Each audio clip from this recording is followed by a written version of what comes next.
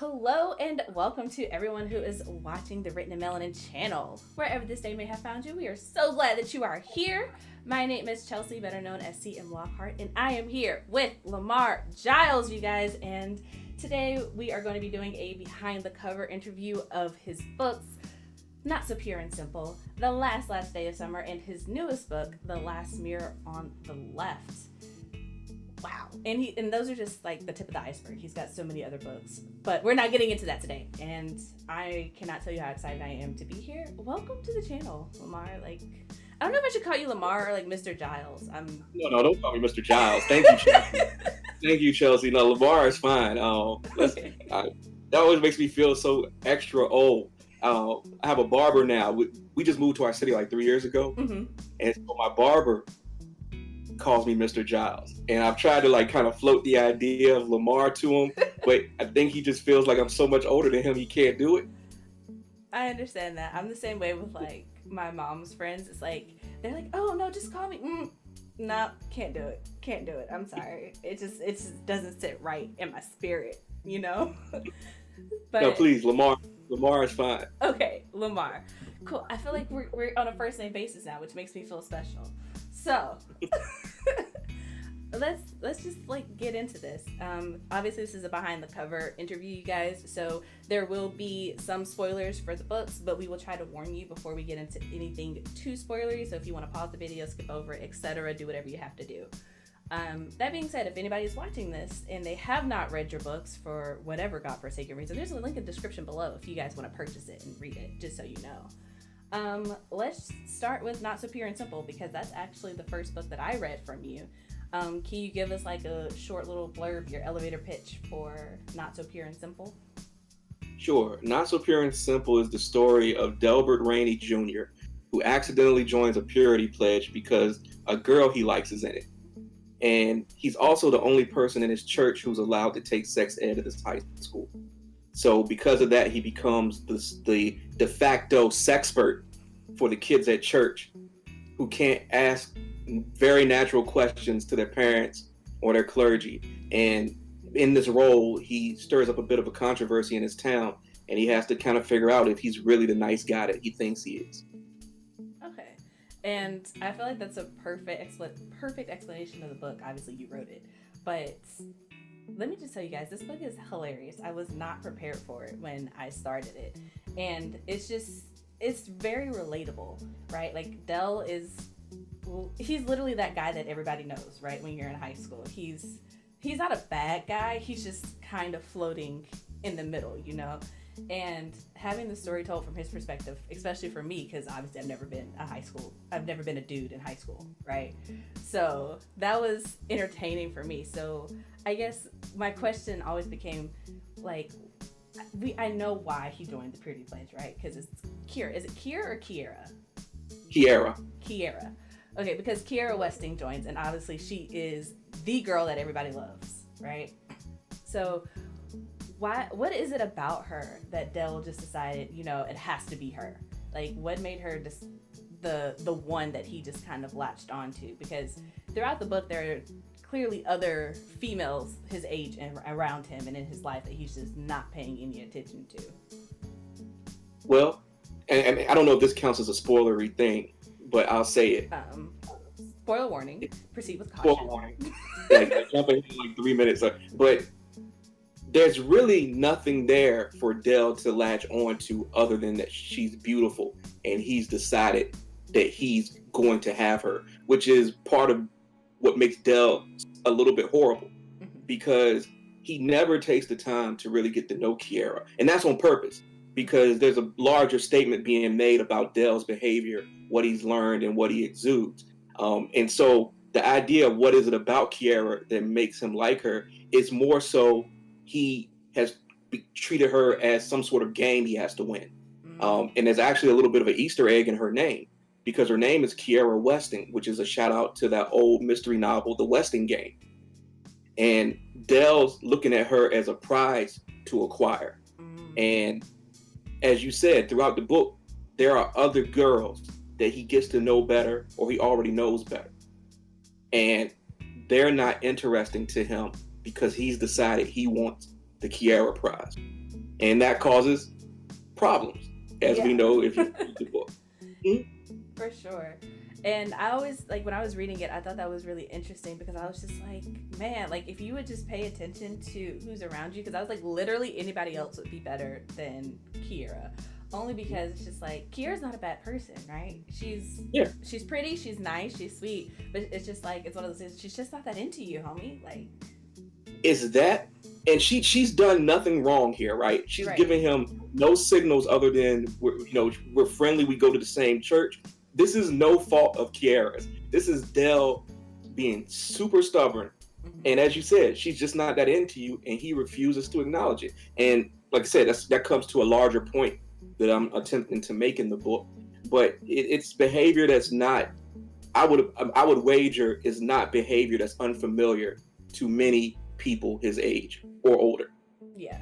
And I guess that is the thing that's kind of brilliant and also kind of scary at the same time, is that it was immediately identifiable as, someone who's lived through high school and has, lived through, relationships and attention from people that you're just kind of like, I don't know how else to tell you, versus straight up saying I don't like you and being kind of rude about it. It's just kind of like his behavior is immediately recognizable. And, you've said several times now that you were making a larger point of the book, kind of teen sexuality on the one hand, with Dell being the resident sexpert at his church, but also the toxic masculinity for how he sees Kiera. And there's an incident towards the end of the book where he realized he kind of sees the light for what it is, right? Was that intentional when you were writing Dell's character, or did the book kind of take on, I'll say, a nature of its own as you were writing it, and you realized that you had to tell this story or make this point later on? It wasn't intentional at first, because what I find a lot of times when I start books, I don't really know where I'm going. I tend to have an idea of an initial inciting incident. In this case, it's funny that he accidentally joins a purity pledge. Yeah. But for a long time, I didn't really know where the book was going. And the truth is, it wasn't a book I necessarily intended to ever publish. It began as a grad school project when I was working on my Master of Fine Arts at Old Dominion University in Norfolk, Virginia. So the way that program works, I was able to graduate with only half the novel done. That's about what you needed for your thesis defense. Okay. And that was in 2017. So spring 2017, I'm done with school. I have half a book that I don't think I can really do much with. October 2017 is when the hashtag MeToo thing happened. And as I'm sitting back and watching these stories come through this hashtag, it's like having a fog lifted. I always say it's sort of like I felt like the white person who suddenly realizes racism is real. I'm a man who all of a sudden is sitting there like, we treat women horribly, by and large. And I'm sitting there feeling guilty that I didn't recognize it before. And I'm talking to my wife, I'm talking to my friends. I'm like, well, what can I do to help? And the message that came back a lot was talk to other men, because this is nothing new. You're just realizing it, and y'all don't listen to us. And when that message got relayed to me, it came back to the book. I'm like, I know what to do here now. And that's when I ended up writing the second half of the book and reworking some of the first part to make this a thread throughout, because I'm thinking if I can make it work and I can publish it, then this is a way that maybe people can start conversations all across the country. And when I go into schools, I can help with those conversations. This year has prevented the school visit thing in the capacity I used to do it. But I do get emails that people are having conversations. And so I'm hoping it's a step towards trying to tamp down or eradicate as much toxic masculinity as possible. I like that you said that, because it takes a lot of awareness, I guess, to articulate what you just said, because, again, having lived my entire life as a woman, it's one of those things where you don't get to hear men say that, like, oh, I didn't know, but now I do. It's rare that you hear someone say, like, my eyes were open to it, And that's one of the things that I really liked about your book, is that it's not something it's subtle throughout the book that, Dell is, you see it, and then he's getting it. And I think what I found interesting in the book is that his best friend Quan kind of noticed it, and so did, I want to say her name is Shannon. Am I making that up? Cheyenne. Cheyenne. I was close. I was close. But yeah, and they were the ones to like call him out on it. So I kind of like they were two of his, I'm not gonna say closest friends because he didn't make other friends throughout the book, but you know, his best friend and the girl who's known him the longest are like calling him out on it, and they're like, it's not what you think. Especially, I liked how at the beginning Quan, it is Quan, right? I'm not making that up, right? Yeah, it's Quan. Okay, that's right. I'm terrible with names. Like, I remember everything that happened in the book, but I'll make up a name quick, fast, and in a hurry. You're fine. But I liked how Quan at the beginning, he was like, yo, why are you stuck on Kiera? This is weird, homie. Like, there are other girls in the world. Let it go, right? And I kind of like how, from Dell's perspective, he was just like, oh, you're just into anyone and everyone. And he put himself on a pedestal, like, ooh, I'm better than Quan, right? Because I'm after one girl where he'll take just any girl. But then throughout the story, that kind of flips because Quan falls in love and Dell's just realizing kind of how terrible of a guy he is. So, like, can we talk about Quan's character for just a moment? Like, where did he come from and how did it come to be that, you know, he was the one who had the one girl that he was really serious about versus being we'll say a player?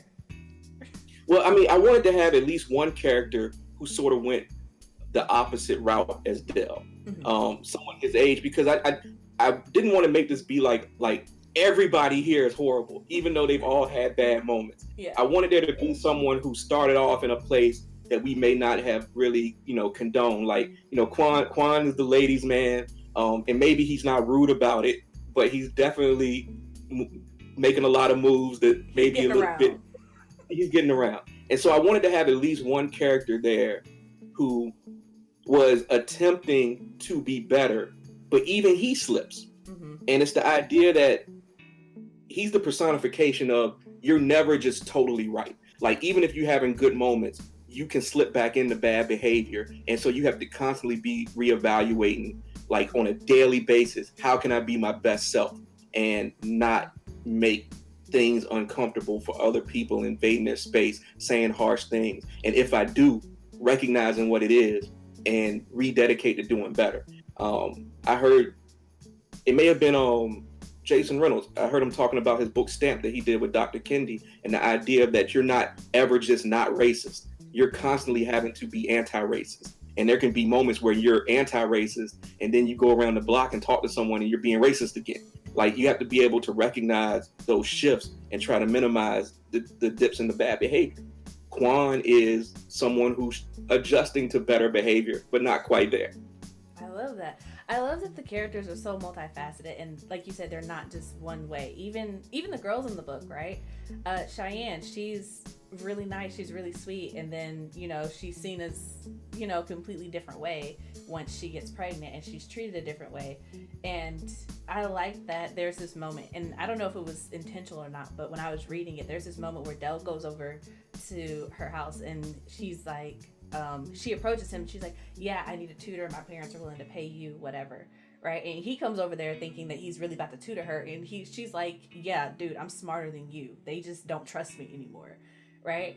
And I felt like that was so so grounding, and it made me love her character so much, because it's just like, yeah, she didn't immediately just become a dunderhead. Like, she's not stupid now just because she had a kid. She made a mistake, and she's having to learn from it. And it was just like all of the characters had multifacets like that. Like, even though like the outward face that they put out was one way, it's like there are so many other layers to them. And that's one of the things that I really loved about your book. And I don't know if I've said this on this video, but like, your book, Not So Pure and Simple, is 100% one of my top 3 books for 2020, like hands down. And thank you. I loved it so much. I could rant and rave about it all day, but I'm not going to do that. Thank you. But I appreciate that. I appreciate being able to talk to you about it, because, as I said, in a different year, I would have been able to have a lot of conversations about it, and that just hasn't been the case this year. So I really appreciate you bringing me on and being willing to talk about the book with me. Thank you. Thank you. Like, I'm sorry. I'm so serious when I say I love talking to authors about their books, especially books like yours, because it has so much in it. And I feel like I read a lot of YA books, and a lot of times I'm not gonna lie, I have a type. I like romance. I like fluff. I like that type of stuff. And part of the reason that I picked up your book is because one of the first things that I saw was that it was laugh out loud hilarious. And I'm like, ooh, I could go for a good laugh right now, right? And it was so much, like, it was definitely funny. It was hilarious. Because there was just, and it was hilarious in the moments of relatability. Like, I get the humor. It wasn't like I'm trying to be funny. It's just naturally funny, if that makes sense. And I love that. There were moments, not gonna lie, I was reading it. My husband was watching some live stream, and I was like, sitting next to him reading on my Kindle, and I just started laughing, and he was just like, are you okay? And I'm like, I'm fine. You have to read it to understand. And he was like, oh, okay. He went back to minding his business. But I got so off track. Sorry. Like I said, I could rave about your book all day. I'd be curious. I don't know if you remember. I'd be curious what part it is, because there's a couple of gags in there that I don't know. Literally like the first chapter when he's in church and he's like prayer peeking, and the pastor's looking back at him, and he's, in the moment he realizes that he signed up for a purity pledge, and his dad is, in the moment he's with his dad, and his dad's like, you all right? Because I love the moment where his parents are like so sure that he's sexually active, and he's like, and they're like, you joined a purity pledge, what's up with that?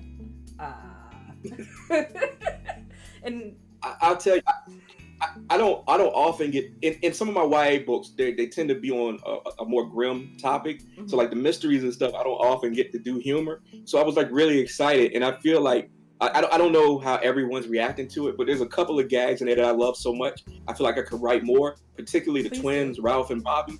Yes, I love the twins. Like I think I could write something else about Ralph and Bobby. Yes.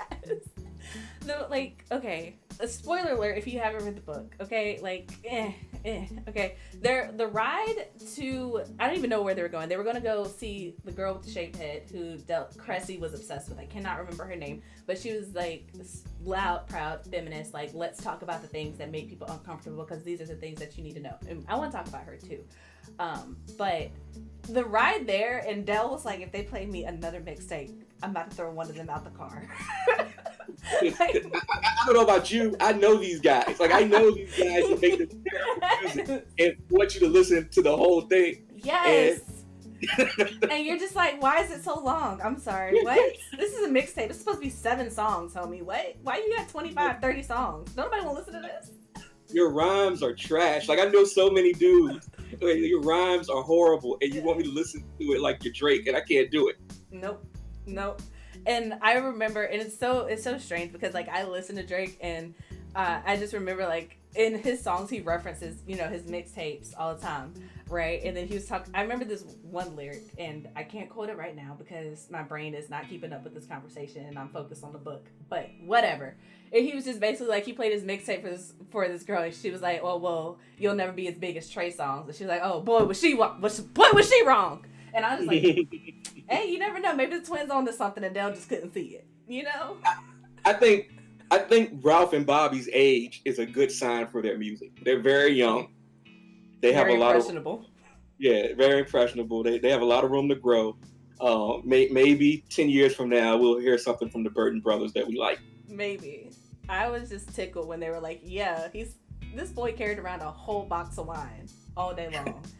And I was just like, why?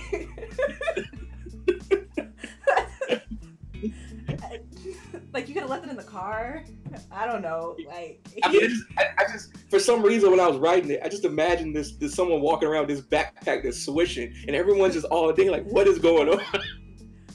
I was tickled pink, but one of the moments that I loved in the book, and I think it was very like grounding for all of the characters, because like I said, I loved all the characters in the book and everything that happened, but one of the moments that I was like, this is very like real teenager, is that you have these church kids who have these super strict parents who follow the rules, who are very like on the straight and narrow, because they're just like, it's not worth getting in trouble for, like, your parents may just slap you on the wrist and say, don't do it again, but like, I'm going to get privileges revoked, homie. This is not a game, right? Yeah. But then they sneak off and they get pizza and a box of wine after all collectively lying to their parents about where they're at. And they just have a good time up in like some secret backwoods place that none of them are supposed to know about. And I'm just like, I love it, because that's true like teenager life right there. Like, you know what? You say that we're all going to say that we're hanging out for another hour, all right? Everybody has to be in or it doesn't work. And I'm just like, man, that takes me back. Although if my mom was watching this, I never did anything like that. You know, don't ask me about it. And for me, that was a crucial character moment for Kiara because she's sort of like their for real leader. Yeah. And she approved it. She gave them permission. Like that's to me her saying, I want you all to enjoy your youth and I want to enjoy my youth, and that's okay. And to me, that was one of the most revealing moments for Kiara, that she was cool with this. Like, she's the one who really put the plan in motion. And I really wanted her to have that moment because I knew from Dell's perspective, because of where his head was, we were going to spend a lot of time objectifying her. Yeah. And I hope that came across as a really endearing character moment for her. I think that I'll say that little arc where from planning the trip to its completion was really revealing for Kiara, because not only did she have that moment as their leader, right? Because Dell was just thinking about Dell and was just going to invite her and Jameer because he had to, right? Mm-hmm. And it was Jameer, right? Yeah. Okay. It was I knew it was either Jameer or Jamal, and I was like, okay, got it. It's in my head. Okay. But yeah, he was just going to bring him along because, right, he had to. He wasn't going to invite anybody else. And she was the one like, no, like, if we're all going to go. But then it got caught up with, the girl who her boyfriend cheated on her with.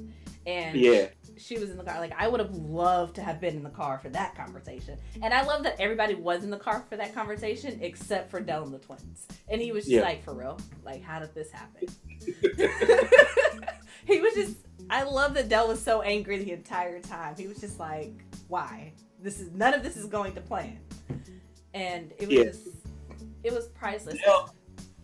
Dell had, it's interesting because I love Dell a lot, but I really had a hard time trying to balance the bad character traits of Dell with still having the audience root for him. And I mean, like I said, you can probably tell me better than anyone how it went. But it was a struggle. It took me like 4 years to write this book because I felt like I was really trying to toe a line the whole time, and I was constantly paranoid. Like, are people going to get this? You know. I would say, okay, I can't speak for everybody on the planet. I can just speak for myself.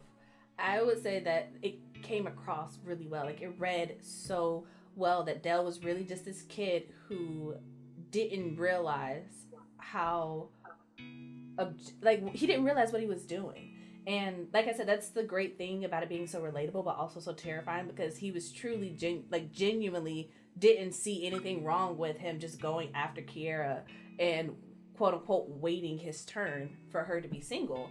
And I feel like that's the way a lot of young people are, not just guys but girls too, because we do the same thing with guys. We objectify them and like, oh, he's got a girlfriend, gotta wait till he doesn't have a girlfriend, etc. It goes both ways. But